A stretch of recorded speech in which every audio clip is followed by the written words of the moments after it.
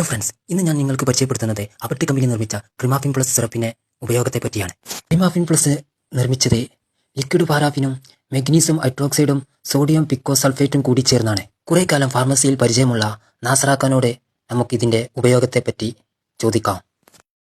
നാസറാക്ക, ഈ ക്രിമാഫിൻ plus syrup നമ്മൾ എന്തിനാ ഉപയോഗിക്കും? ഡോക്ടർമാർ നിർദ്ദേശിക്കുന്നത് നിത്യശോധന കിട്ടാനും. ഇതിപ്പോ മാർക്കറ്റിൽ ഇറങ്ങിയിട്ട് എത്ര കൊല്ലായി? 15 വർഷത്തിന്റെ മേലായിട്ടുണ്ട്. ഇതിപ്പോ ഡോക്ടർമാരെ എങ്ങനെ ഇത് എഴുതി കൊടുക്കണ്ടേ പേഷ്യന്റിനൊക്കെ? എല്ലാവർക്കും ഒരുപോലെ ഉപയോഗിക്കാം. ശോധന മാത്രം കിട്ടുള്ളൂ ഉപയോഗിക്കുമ്പോൾ?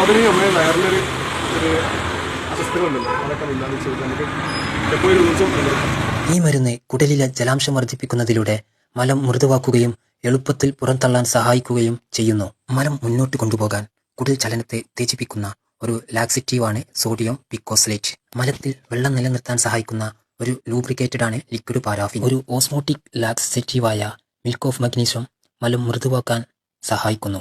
ഇത് നിങ്ങൾക്ക് ഒരു അറിവ് മാത്രമാണ്. ഡോക്ടറുടെ നിർദ്ദേശത്തോടെ നിങ്ങൾ ഉപയോഗിക്കുക. എൻ്റെ വീഡിയോ ഇഷ്ടമായാൽ എൻ്റെ പേജ് ഒന്ന് ഫോളോ ചെയ്യൂ. അടുത്ത വീഡിയോയുമായി വരാം. ബൈ.